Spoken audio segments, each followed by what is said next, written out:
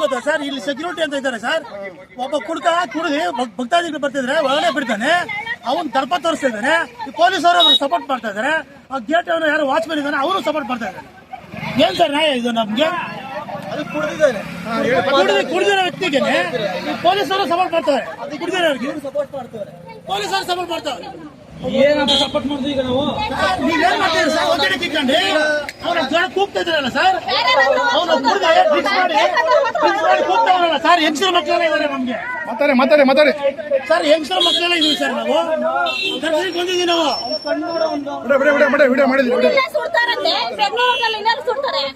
ಬೇರೆ ಯಾರು ಬರಂಗಿಲ್ಲ ಸರ್, ಅವರೇ ಬರ್ಬೇಕು, ಅವರೇ ಇರ್ಬೇಕು ಅಂತ ಹೇಳಿ ಚಾಮಂಡಿ ಬರ್ತಾರೆ.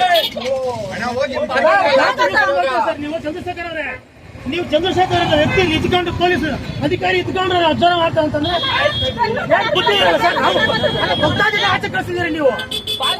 ಹುಡುಗರನ್ನ ಒಳಗೆ ಕಳಿದ್ರೆ ಕೆಟ್ಟ ಹೊರಗೆ ಕಳಿದ್ರೆ ಇದು ಯಾವ ಸರ್? ಇದು ಹುಡುಗರು ಹೊರಗೆ ಕಳಿದ್ರೆ ನೀವು ದೇವರು ಚಾಮುಂಡಮ್ಮನ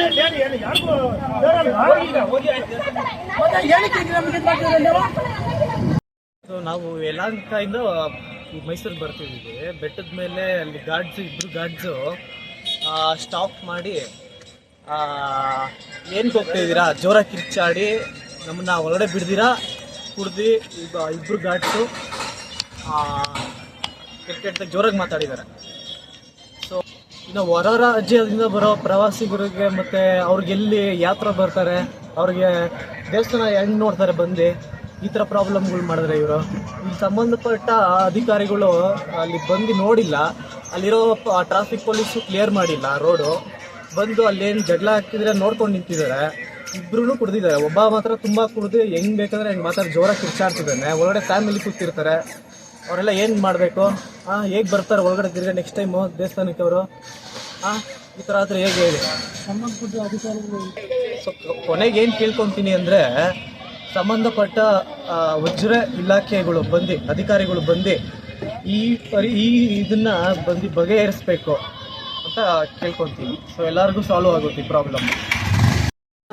ಅಡ್ಮಿನಿಸ್ಟ್ರೇಷನ್ ಆಫೀಸರ್ ಬಂದು ಕೇಳಿದಾಗ ಅವ್ರ ಫೋಟೋ ನೋಡಿಸಿ ಗಲಾಟೆ ಮಾಡಿದವನು ಗೇಟಲ್ಲಿ ಗಲಾಟೆ ಮಾಡಿದವನು ಫೋಟೋ ನೋಡಿಸಿ ಕೇಳಿದ್ರೆ ಯಾರು ಈ ವ್ಯಕ್ತಿ ಅಂದರೆ ನಮ್ಗೆ ಗೊತ್ತಿಲ್ಲ ಅಂತ ಹೇಳ್ತಾರೆ. ಮತ್ತು ಅಲ್ಲಿ ಗೇಟ್ ಹತ್ರ ನಿಂತ್ಕೊಂಡವನು ಅಷ್ಟು ದೊಡ್ಡ ಗಲಾಟೆ ಮಾಡಿ ಜೋರಾಗಿ ಕಿರ್ಚಾಡಿ ಎಣ್ಣೆ ಹೊಡೆದ್ಬಿಟ್ಟು ಈ ಥರ ಎಲ್ಲ ಅವಶ್ಯಕ ಮಾತುಗಳನ್ನ ಆಡಿ ಏನಕ್ಕೆ ಈ ಥರ ಮಾಡಬೇಕಾಗಿತ್ತು?